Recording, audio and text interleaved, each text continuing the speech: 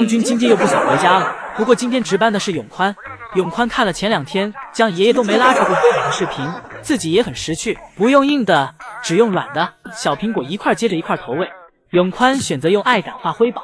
今天辉宝一出门就霸占了小亮台，自福宝走后，辉宝便接替了姐姐的这个位置。每天出门不来树上躺一会儿，辉宝就不得劲儿，就算冻得鼻涕都结冰了也不下去。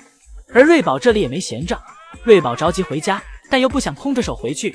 瑞宝打包了一根竹子带回去，姐妹俩这里节目频频，轮番整活儿。瑞宝带着竹子回了家，永宽看到辉宝迟迟不想回去，来到园区训辉宝。永宽戴好手套，打算跟辉宝打一场持久战。如果不戴手套，这天气在室外，手稍微举一会儿就会冻僵。永宽先跟辉宝打了一波欲擒故纵，心里想让辉宝下来，但是要表现得不在意。永宽先是给小亭子上的竹子进行了一番收拾，想让辉宝按耐不住后自己下来。但今天辉宝的耐心超乎永宽的预料。之后，永宽从竹子堆里挑出一根竹子，在上面插了一块胡萝卜，试图用胡萝卜引诱辉宝。面对不想下来的辉宝，永宽还能呲着大牙乐。永宽该不会是被冻傻了？而辉宝现在已然不是2块小苹果就能够哄回去的了。辉宝不下树，永宽就在一旁发疯。而此时的瑞宝也有点惨，为了能让爱宝拿到胡萝卜，瑞宝被关了起来。直到永宽看到爱宝吃到胡萝卜，才给瑞宝放出去。姐妹俩这2天就指着这一碗盆盆奶保持体力了。现在的室外，有趣的姐妹俩根本来不及吃饭。现在姐妹俩每天的档期排得都很满，需要出门到室外园区晒太阳。这里的瑞宝、辉宝根本没有时间吃东西。面对这崭新的园区地图，姐妹俩需要不断的去探寻。瑞宝这里现在已经知道饮水盆在哪儿了，以后渴了不会找不到地方。辉宝这里还处于熟悉和小心试探阶段，每天早上出门都是小心翼翼的，有点落后于瑞宝。当辉宝给地图开发到小亭子上时，瑞宝已经将地图开发到树顶了。江爷爷看到瑞宝这模样，开心的笑出声。江爷爷就喜欢看姐妹俩爬树，虽然有时爬上去下不来，爷爷也很头疼，但是瑞宝、辉宝爬树的过程是快乐的，这对爷爷来说就足够了。瑞宝不仅能够爬树，还能灵活下树，虽然摔了一下，但瑞宝丝毫不在意，而且还想要爬第2次。辉宝这里在园区摸索半天，来到了小瀑布的出口前，这模样和他姐姐小时候一样，好奇小瀑布的水是从哪儿来的。辉宝再次来到小亭子前，辉宝想要直接爬上去，试了一下，结果发现自己腿太短了。辉宝感觉有点尴尬，直接钻进了小亭子下面，给自己藏了起来，在室外玩耍完。这时姐妹俩需要改第2个场地了，那就是室内园区。经过饲养员们的改造，现在室内园区和室外园区一样好玩。这满满一床的竹屑，虽然没让瑞宝、辉宝感觉到快乐，但爱宝这里一整个陶醉了。姐妹俩就这样室内室外园区来回玩耍，根本没空吃饭。辉宝这里玩耍了一天，玩得太累了，累到不想动。下班是被爷爷推下楼梯的。辉宝这懒劲儿，看上去是想被爷爷直接滑到房间。等姐妹俩回到房间后，这才有时间吃点东西。上午，瑞宝和辉宝在室外疯狂的玩耍过后，下午回室内园区后，俩人累得在树上呼呼大睡。姐妹俩在独木桥上一人一边，时不时有爷爷还会过来投喂点小零食，请给所有的大熊猫都安排上这种的福利待遇。下午瑞宝、辉宝的室内有宋爷爷守护，上午瑞宝、辉宝的室外则由江爷爷守护。只不过今天的室内园区远比室外园区更危险，辉宝给自己倒挂在树上，给宋爷爷看的头顶直冒冷汗。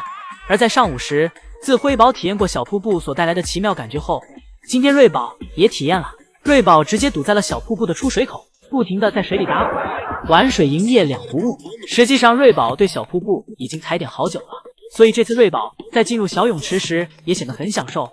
瑞宝从早上刚来室外园区，就感觉到了今天的室外园区是个泡澡的好日子。瑞宝出门后跟着妹妹在园区转了几圈后，感觉到了无聊，便直接进小瀑布里玩耍了。而辉宝今天则对小瀑布保持了克制。瑞宝躺在小瀑布里后，不断的将水浇在自己的身上。瑞宝将自己的身体完全打湿后，在甩水时，姨姨们仿佛看到了瑞宝甩出了彩虹，每一颗水珠都有它的颜色。而瑞宝等从小瀑布里回过神来时，发现妈妈和妹妹都走去了通道门口。瑞宝立马跟上，而瑞宝在这奔跑过程中所甩落的水也是彩色的。瑞宝居然会制造彩虹。爱宝看到瑞宝这浑身湿透的样子，气得都呲牙了，但又看到有这么多姨姨在，又将心里的怒火给压制了下去，心想还是让奶爸们来吧，自己出手重了，奶爸们还不乐意。姐妹俩一直在室外玩耍到中午。等通道门打开时，姐妹俩已经迫不及待了。而姐妹俩回到室内后的第一件事儿就是爬到了树上睡大觉。瑞宝这里还可以晒晒自己的皮肤。姐妹俩回室内后，则有宋爷爷接手了。江爷爷这里则来到了乐宝的园区，为乐宝打扫园区卫生。两个爷爷分工明确，给宝家的每个成员都照顾得舒舒服服的。宝最近继承了妈妈爸爸的一个好习惯，那就是下班时会将青团铲在室外，不会将青团带回家。瑞宝铲完青团，独自坐在草丛里的这个小背影，仿佛是在看着自己青团，感叹自己刚干了一个大事。今天是姨母值班，姐妹俩向来最给姨母面子，因为姨母给的小零食是最多的。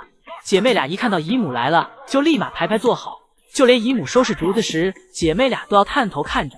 而老宋头来，姐妹俩则是丝毫不在意，因为老宋头来园区多数都是空着手来，让自己白跟他玩，所以姐妹俩看到是老宋头后，就会继续干自己的事儿。一会儿盛熙姨母收拾完竹子，临走时还宠溺地抚摸了一下瑞宝辉宝。等晚上下班时，也是姨母来接的，姐妹俩也都很给姨母面子。今天下班时，还是爱宝最先想回家的。爱宝的下班流程就是先到通道门口看一眼，看到门没开，就来到奶爸的员工门口喊奶爸。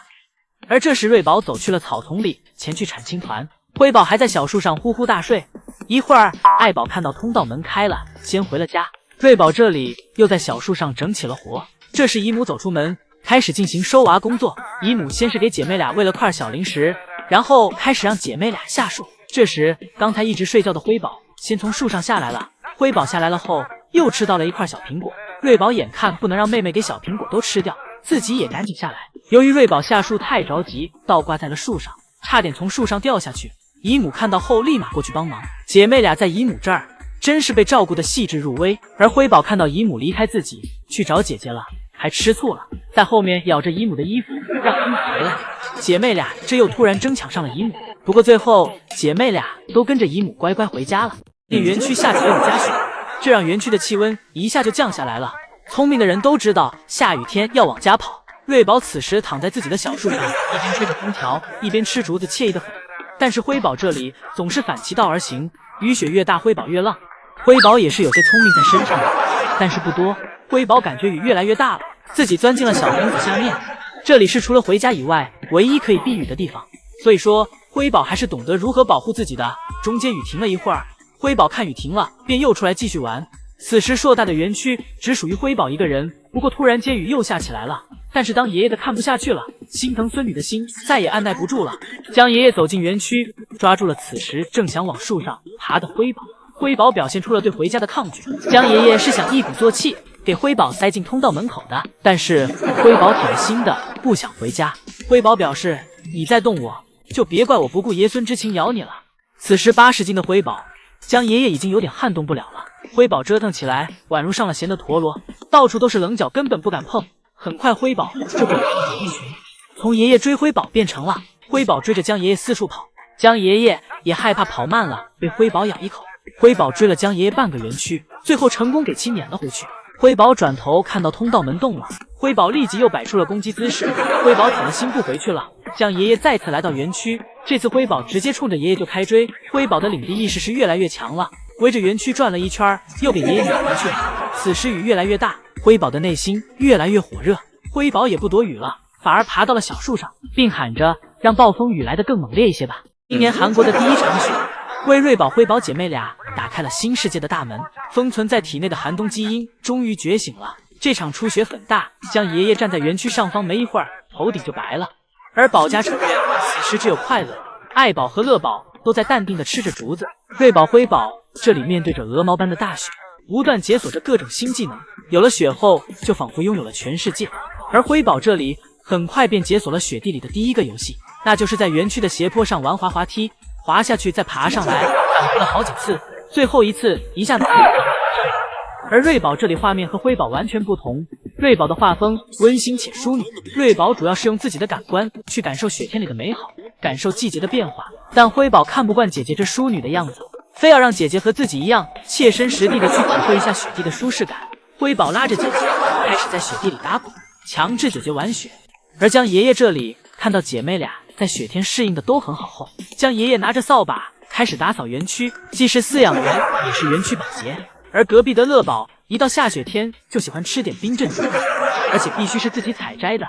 爷爷花高价人工为乐宝园区的竹子穿了冬天的棉服，乐宝却毫不顾虑的直接给竹子折断，让爷爷白忙活一阵。姐妹俩玩耍一会儿后，江爷爷让姐妹俩回室内了。爱宝开始独自享受着雪地，江爷爷表示，爱宝这个样子就像是行走在雪地里的公主。这雪越下越大，很快江爷爷也让爱宝回去了。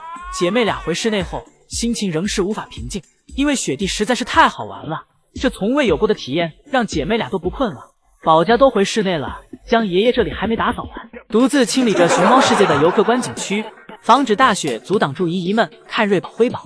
调皮的乐宝就爱整点不一样的活儿，今天又到了给乐宝喂药的时间。宋3岁将小零食与小药片混合在了一起，投喂给了乐宝，这就有点太小瞧乐宝美食家的称号了。乐宝对于味道的敏感性可不是说着玩的，只见乐宝给小零食吃掉，单独给药片吐了出来。喂完小零食了，乐宝出门营业。老宋头也是会记仇的，出门就开始吐槽乐宝了。看到乐宝给自己冰椅弄得黄黄的，便吐槽道，以为乐宝是只看起来洁白无瑕的大熊猫，但实际上则是脏兮兮的。이거 뭐야? 완전 하얀 판다인 줄 알았더니 꼬질꼬질한 판다였네. 어지러워. 乐宝表示，好你个宋3岁，原来搁这等着我呢。之后宋3岁还夸了一下自己的冰椅，还有清洗效果。晚上回到房间，又到了姐妹俩吃奶的时间了。瑞宝辉宝的盆盆奶已经从主食变成辅食了，以前一盆盆奶就能吃饱，现在盆奶只能算是瑞宝辉宝的饭前开胃菜。吃完盆奶，再来上一块小苹果和胡萝卜，吃舒服的瑞宝直接躺下了，而瑞宝的脚丫则搭在了辉宝的身上。就在姐妹俩吃小零食时，宋3岁趁机给盆拿走了。姐妹俩吃完奶没事干，来到了妈妈身边跟妈妈玩。爱宝一趴给姐妹俩全推了下去，被推下去的辉宝不服气，爬上小床对着妈妈就是一顿复仇。而对爱宝来说，辉宝的这力度感觉辉宝就是在给自己挠痒，爱宝根本没有反应。正熙姨母也是懂抽象的，这是堆了2个匹诺曹吗？雪人中的匹诺曹。瑞宝辉宝表示，请雪人匹诺曹多说点谎，这样自己的胡萝卜就会变长了。因为雪人匹诺曹的鼻子太短，瑞宝辉宝2口就给雪人匹诺曹的鼻子给吃完了。圣熙姨母这周的视频是姐妹俩玩雪回忆录，这鹅毛般的大雪，瑞宝刚出门身上就变白了。瑞宝面对着床上姨母堆的雪球，毫不客气的就给气拍了下去。虽然这是姐妹俩第一次见到雪，但刚开始时姐妹俩还是很淡定的，只不过姐妹俩有点掉色，雪白的雪经过姐妹俩的走动都变黄了。晚上姐妹俩回到家也不吃妈妈的奶水了，直接抱着竹子开啃，只有竹子才能快速补充自己的体力。而且在这恒温的室内，姐妹俩简直不要太舒服。瑞宝这里因为玩得太累，没怎么吃饭就开始犯困，一直到第2天早上，瑞宝这里才开始大快朵颐。瑞宝看到姨母来了，一侧身暗示姨母给自己按摩按摩。姨母也很懂瑞宝的想法，立马给瑞宝开始按摩。而姐妹俩吃了会竹子后，又一起来到了妈妈怀里，这是要给昨晚自己忘记吃的奶给全部找回来。而这次下雪，宝家除了爱宝都很疯狂，而爱宝这坐在雪地的样子，就是名副其实的大熊猫界的白雪公主。古宝小时候是挖煤的，瑞宝现在是挖雪的。园区犄角旮旯里的这点雪，瑞宝也不嫌弃，就坐在上面玩耍打滚。玩应景了，直接从地上捡起一块雪块来就开啃，这什么东西都想往嘴里放的样子，跟人类小孩一模一样。瑞宝又感觉自己手里的雪块太大了，给其放下，又重新捡了一块。瑞宝自己在这地方磨完几天，打算要走时还有点恋恋不舍。今天爱宝带姐妹俩出室外后，辉宝这里直接爬到小树上睡觉了，在园区晒着太阳睡懒觉，既补充体力还能补钙。而此时江爷爷站在望湖石上，高举手机记录着辉宝这惬意的模样。瑞宝这里就跟着妈妈四处走动。瑞宝终于也体会到没有人陪自己的感觉了。以前瑞宝不出室外，辉宝只能自己玩，而这下辉宝睡觉只能瑞宝自己玩了。瑞宝兜兜转转又来找爷爷了。走过来时，瑞宝还看到爷爷在前面，但当走到爷爷下方时，爷爷却不见了。不会抬头的瑞宝一时愣住了，心想爷爷怎么突然消失了。就这样，瑞宝又走了回去。瑞宝来到妈妈这里，站在高台上，一个熊扑对着妈妈压了下去，强行让妈妈跟自己玩。但爱宝执着于吃竹子，根本没空理会瑞宝。瑞宝走到一侧，跟妈妈对着坐，这一下又成了小大人的模样。瑞宝就是这样，时而成熟，时而幼稚。是福宝营业结束的最后一天，在游客走后，两个爷爷悄悄地碎了。4年的时间仿佛一眨眼就过完了，没有人能够真正做到坦然地面对分离。两个爷爷偷偷躲在没人的角落，擦拭着眼角的泪水。第二天，宋爷爷给福宝的房间贴上了禁行区域，并在自己的防护服上写上了自己的名字。穿戴整齐，宋爷爷走进了福宝的隔离房间，为福宝清理青团和吃剩的竹子。宋爷爷穿上衣服后，福宝不敢靠近了。宋爷爷陪着福宝适应了好一会儿，才让福宝重新适应自己这身打扮。而在外面的引导员怡怡今天在播报时一个慌神，报错了等待时长，原本20分钟的排队时间播报成了200分钟。怡怡表示，今天和昨天的落差有点大。현재 예상 대기 시간 약 200분밖에 되지 않습니다. 200분이라고 했어. 다시. 이상하시지 마시고. 어제랑 오늘의 차이가 너무 심해서 要知道，昨天福宝最后一天营业的排队时间高达400分钟，而与此同时，江爷爷这里开始为福宝做回家的准备了。这是当年爱宝来韩国时所使用的笼子，江爷爷对其进行了翻新。为了感觉福宝在里面会不会舒服，江爷爷好几次亲身坐在里面尝试。之后，饲养员开始模拟演练运输福宝的过程，反复尝试，直至熟能生巧。熟记路线后，爷爷们开始让福宝熟悉运输笼。此时陪伴福宝的是宋爷爷。这1个月里，每个饲养员看上去都很平静，但平静的背后一定是隐藏了一场巨大的暴风雨。调皮的乐宝就爱整点不一样的活儿。今天又到了给乐宝喂药的时间，宋3岁将小零食与小药片混合在了一起，投喂给了乐宝。这就有点太小瞧乐宝美食家的称号了。乐宝对于味道的敏感性可不是说着玩的。只见乐宝给小零食吃掉，单独给药片吐了出来。喂完小零食了，乐宝出门营业。老宋头也是会记仇的，出门就开始吐槽乐宝了。看到乐宝给自己冰椅弄得黄黄的，便吐槽道，以为乐宝是只看起来洁白无瑕的大熊猫，但实际上则是脏兮兮的。 이거 뭐야? 완전 하얀 판다인 줄 알았더니 꼬질꼬질한 판다였네, 우리로. 乐宝表示，好你个宋3岁，原来搁这等着我呢。之后，宋3岁还夸了一下自己的冰椅，还有清洗效果。晚上回到房间，又到了姐妹俩吃奶的时间了。瑞宝、辉宝的盆盆奶已经从主食变成辅食了，以前一盆盆奶就能吃饱。现在盆盆奶只能算是瑞宝、辉宝的饭前开胃菜。吃完盆盆奶，再来上一块小苹果和胡萝卜，吃舒服的瑞宝直接躺下了，而瑞宝的脚丫则搭在了辉宝的身上。就在姐妹俩吃小零食时，宋3岁趁机给盆拿走了。姐妹俩吃完奶没事干，来到了妈妈身边跟妈妈玩。爱宝一趴给姐妹俩全推了下去，被推下去的辉宝不服气，爬上小床对着妈妈就是一顿复仇。而对爱宝来说，辉宝的这力度，感觉辉宝就是在给自己挠痒，爱宝根本没有反应。江爷爷又忽悠人吃竹子了，这次江爷爷说竹子是绿茶味的，再加上江爷爷这面无表情的品尝竹子，这让从未吃过竹子的嘉宾放下了所有的防备。嘉宾一口下去，痛苦面具都出来了。今天韩国金泰妍做客爱宝乐园，当听说要来熊猫馆时，已经迫不及待了，顶着大雪也要去。节目任务是为宝家制作玩具，金泰妍表示自己可以自费给宝家们带礼物，这一想法也是所有人一们的想法，但是不行。而此时圣希姨母已经将玩具的所有材料都准备好了，这都是绿色纯天然的竹子和小苹果。嘉宾的任务是和圣希姨母为宝家制作小零食，圣希姨母熟练地给嘉宾讲解着制作步骤。嘉宾问姨母怎么区分瑞宝、辉宝。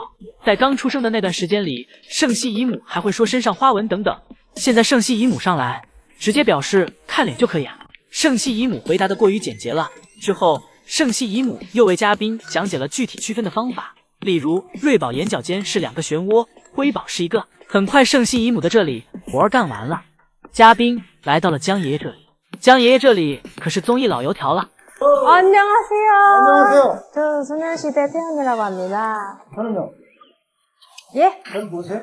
압니다. 네. 江爷爷现在的气场已经不输流量明星了。江爷爷还精心为嘉宾准备了礼物，是一副全新的食品级橡胶手套。来江爷爷这里的录节目的嘉宾都属于是付费给江爷爷打工。嘉宾礼貌地接过手套，一切准备好，两人走进了竹子储藏室。这里是宝家1周的竹子。江爷爷挨个给嘉宾介绍这些竹子的种类。江爷爷问对大熊猫有什么想了解的吗？嘉宾问大熊猫也做美容吗？江爷爷则表示他们不用做，他们本来就很美。 판다 혹시 미용하나요? 미용은 안 해도. 江爷爷表示，全世界的大熊猫中没有比宝家更美的大熊猫了。之后，江爷爷分享了一下他们的日常美容方式，那就是吃竹子。江爷爷表示，大熊猫每天都吃竹子，所以才会变成漂亮的大熊猫。嘉宾毫无防备的将竹子放进了嘴巴里。嘉宾吃完竹子，看到江爷爷，这才要洗竹子。那刚才的竹子是不是没有洗？说完，江爷爷就开始让嘉宾干活了。江爷爷一板一眼教着嘉宾，表示洗不好可是要重新洗的。除了洗竹子，还要将竹子上不干净的东西全部去除。嘉宾觉得自己很幸运，能做大熊猫饲养员的工作。接着，江爷爷综艺细胞就爆发了。 놀토에 나오는 아무도 이걸 못 해보셨을걸요? 江爷爷这样一对比，嘉宾觉得自己更幸运了。不过嘉宾也有反击。韩国有一个非常喜欢狗狗的饲养员，吃过狗狗的便便。嘉宾问江爷爷：“能吃熊猫的便便吗？” 아니요, 그건 싫어요. 거기까지는 저는 안 갈 겁니다. 江爷爷婉拒了。 앞으로 판다를 예뻐해 주세요. 네, 팬다 너무 귀여워. 瑞宝等不到通道门打开，心中的情绪不亚于瑞宝辉宝等不到小零食。爱宝的生物钟是很准的。今天临近下班点，爱宝来到通道门口前看了一眼，发现奶爸又迟到了。而此时毫不知情的瑞宝正慢悠悠走向小亭子。此时因为没法立刻回家的爱宝一肚子火。爱宝看到瑞宝此时却如此的悠闲，来到小亭子上就给瑞宝压在了身下。爱宝的不满全被瑞宝承受了。爱宝也不抢瑞宝的竹子，就是纯折磨。瑞宝蹬着小脚试图给妈妈推开，但是爱宝在瑞宝面前宛如一座大山，瑞宝这点力气根本踢不动妈妈。爱宝坐了一会儿，再次来到通道门口查看。瑞宝这时悄悄跟在了妈妈身后。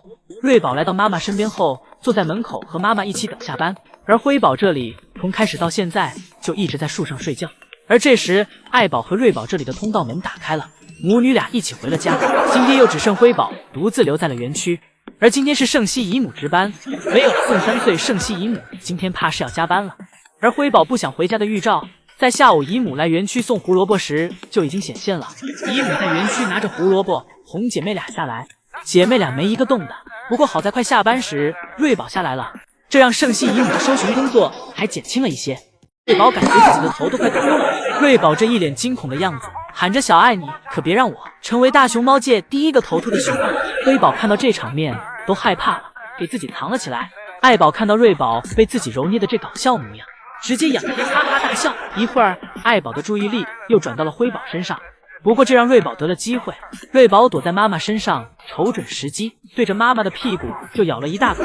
虽然母女俩经常打骂，但是一点也不影响彼此的感情。爱宝回家时，瑞宝又是第一个追上去的，而辉宝则是慢悠悠的跟在后面，随时都有掉头回去的可能。这让宋3岁慌得不行，开门又催促了一下辉宝。瑞宝率先走出门，给妈妈和妹妹堵在了门口，然后再趁机爬到小木床上，先行赶在妈妈前面，偷吃妈妈的胡萝卜。但是这一切早都被宋3岁想到了。瑞宝给竹子翻遍了，都没看到胡萝卜。而爱宝此时的眼神告诉姨姨，自己已经在忍了。爱宝最抗拒浪费粮食的行为。瑞宝为了防止挨揍，看到没有小零食后就赶紧跑了。上午爱宝折腾了一会儿瑞宝现在在钻空子给其还回去。爱宝吃饱后睡在了小亭子上，瑞宝这里则是拿妈妈当起了靠背，倚靠在妈妈的柔软身体上，惬意的吃着竹子。坐得太直了，瑞宝感觉有点累。瑞宝还懂得给自己换个姿势。宝家成员的心眼子，瑞宝得占了一大半。熬累一上午的3岁都开始难看，再加上雪地比较滑，一下就摔了个屁股蹲。宋3岁没有哭，而是爬起来拍拍身上的雪继续干活。清理完园区的雪，将雪倒掉后，宋3岁又来到了乐宝的园区。看上去这又是一个大的像是一个用雪堆积而成的宝座，而这个位置则是乐宝之前的小躺椅，只是被雪覆盖了。而宋3岁则是在此基础上加以了完善，让乐宝的躺椅升级成了冰雪王位。最近宝家堆雪人的手艺是一天比一天精湛，一个宋3岁，一个圣西姨母，俩人现在只要遇到雪就用其来练手。宋3岁对雪人的技术有点过于熟练和逆天了，圣西姨母作为同类型手艺的饲养员，得在背后偷偷努力才行。这样一来，熊猫世界周围处处都是熊猫样式的雪人以及用雪堆的雪雕，俩人这是打算给园区搞个迷你版的冰雪世界呀。经过宋3岁对乐宝躺椅的反复雕刻和打磨，很快乐宝的冰雪王位便成型了。宋3岁自己先坐在上面体验了一下，体验感很好。一会儿，乐宝来到园区后，也是第一时间就发现了自己这冰雪王位，走上来一屁股就坐了下去。这一屁股给王位坐塌了一半。乐宝用行动证明着自己对这冰雪王位的喜爱。乐宝没让宋3岁白忙碌一阵。乐宝坐在自己这冰雪王位上吃着竹子，这也算成功和宋3岁小分子。这是第一天，韩国下大雪时，因为路上的雪太大了，而且都没有清理，永宽没法开车去爱宝乐园，所以便打着一把小雨伞徒步走去爱宝乐园。永宽相对于如何去园区，更担心的是昨晚瑞宝辉宝的状态如何。永宽表示，要是知道能下这么大的雪，自己昨晚就不回家了，留在园区陪瑞宝辉宝好了。看着这条路上这几条脚印，说明今天没几个人出门上班，但永宽一步一个脚印走的是这般坚毅。来到园区后，姐妹俩状态还不错，虽然外面大雪飞扬，但是瑞宝辉宝这里温暖如春。永宽拿着一根竹竿，让瑞宝辉宝出体验体检的感觉。姐妹俩一个比一个认真，抢着将头钻进体检台的空间里，但是放错了部位，应该放手的地方，姐妹俩却将自己嘴巴放了出来，是因为这样可以离小零食更近一点。一会儿永宽出门打扫室外园区的雪，辉宝这里频繁来到通道门口，示意自己想要去室外园区玩。永宽不断讲解着大道理，表示辉宝不能出来。最后辉宝真的离开了，当然并不是因为辉宝听懂了，而是被永宽的碎嘴子念叨跑的。辉宝表示碎碎念念的听得我脑壳疼。虽然不能去室外，但永宽给姐妹俩送来了胡萝卜。吃到胡萝卜的辉宝虽然去不了室外，但有了胡萝卜也很知足了。永宽看到乐宝最近爱采摘关景竹，意识到乐宝近期是对关景竹独有胃口，于是永宽索性也不用乐宝自己采摘了，永宽直接给乐宝采摘好，处理成合适的大小，跟其他竹子一起给乐宝准备好。乐宝来了就可以直接开吃了。昨天永宽下班前还特意为姐妹俩将小晾台收拾了出来，但今天瑞宝却又不想出门了，将爷爷来火，但是根本没用。瑞宝表示室外的冷风哪有室内的恒温空调舒服，江爷爷怕瑞宝饿着，给瑞宝在树上放了许多的竹子，不过好在还有辉宝。辉宝出门后就来到了爷爷给自己收拾好的小晾台上，不然永宽真的白忙活了。辉宝最懂给人提供情绪价值，辉宝趴在小晾台上很快就睡着了，而爱宝吃饱了打算丢下辉宝直接回家。辉宝一觉醒来天塌了，妈妈不见了。不过江爷爷及时出现在了辉宝的视线中，同时还给辉宝送来了一些自己进行裁剪好的小竹子。辉宝碰巧伸了下手，像是在跟爷爷礼貌答谢，简单小吃2口。辉宝从树上下来了，腿虽短，但是咱稳重。下来后的辉宝没有回家，而是追在爷爷屁股后面和爷爷玩了起来。刚好江爷爷也可以借陪辉宝玩耍的理由，释放一下心中的那个少女。江爷爷跟辉宝打起了雪仗，辉宝顶着皮套埋头往前冲，辉宝玩不过爷爷，连连挥手让爷爷不要再弄了。江爷爷摸了摸辉宝的头，摸头不是抱歉，而是辉宝还得再练。玩耍过后，辉宝便乖乖跟爷爷回去了。爱宝望着此时白雪飘落的景色一动不动，爱宝似乎是在想着什么。瑞宝看到妈妈这个样子，凑上前询问妈妈怎么了，或许爱宝正在思念福宝吧，而这也让画面一下显得伤感起来。瑞宝辉宝在爱宝身边转来转去跑来跑去，但爱宝却始终没有其他的动作，只是看雪。爱宝看了太久，瑞宝正用手扒拉妈妈脸的样子，像是在让妈妈别看了，脖子会酸掉的。这已经不知道是韩国的第几场雪了，或许爱宝在想，此时福宝那里应该也下雪了吧，毕竟福宝小时候最喜欢玩雪了，就像瑞宝辉宝这样，福宝那被雪包裹时兴奋的样子，到现在依旧是展现大熊猫开心的经典画面。还有雪越大福宝越兴奋的样子，抱着大树3-2下就爬到了最高处。福宝是想查看一下这雪是从哪里来的，近距离感受雪带来的奇妙感觉。不过当时给爷爷吓得心脏都快跳出来了，这也是福宝爬树爬得最高的一次。 아유, 야, 봐봐요. 너무 불안해 보이는데. 아이고, 할아버지 심장 녹겠다, 녹겠어. 而爱宝这一边吃竹子一边仰头的模样，就是在思念福宝吧。瑞宝抬头看向妈妈看的天空，仿佛是在跟妈妈一起找寻福宝姐姐在哪儿呢？福宝姐姐来了吗？福宝姐姐，辉宝不回家，将爷爷来劝的场景都能被姨姨们拍出韩剧的感觉。今天上午，爱宝带娃出门玩耍，辉宝依旧是一个粘人的小妖精。永宽说辉宝不太好断奶，这都是有理有据的。反而瑞宝在独立高冷的路上越走越宽，总是自己跑去一旁玩。瑞宝自己挖了会儿雪洞，又来到了小树旁。瑞宝原本想爬上树的，结果发现自己小树上的雪洞的硬邦邦的。瑞宝觉得在上面睡觉一定会个屁股，瑞宝在晒太阳与自己的屁股之间选择了自己的屁股。瑞宝转念一想，又打算爬下树了，结果雪上太滑了，还没等瑞宝想好用什么样的方式下来呢，就一个滑铲摔了下去。瑞宝拍拍身上的土，钻进了小床下面。这块地方是室外园区唯一一个没有雪的地方了。瑞宝给园区各个地方都玩耍了一遍，最后回家时对园区也没什么留念的了。辉宝跟着妈妈一起回了园区，母女俩一人在一个小床上分别吃着自己的竹子，而辉宝也很会给自己安排。辉宝此时在室外也是独享一个小床的竹子，不过很快江爷爷走了出来，开始哄他大外孙回家。江爷爷先是给爱宝吃剩的竹子进行了收拾，同时慢慢等待辉宝吃完手里的竹子。江爷爷整理完竹子，摸了摸辉宝的小脑袋，又给辉宝擦了擦身子，然后说着一番甜言蜜语的话。辉宝还在迟疑，决定自己要不要回去。江爷爷的彩虹屁一直不停的输出，不过这对辉宝还是有用的。最后，辉宝在爷爷的彩虹屁的驱使下，半推半就的回了家。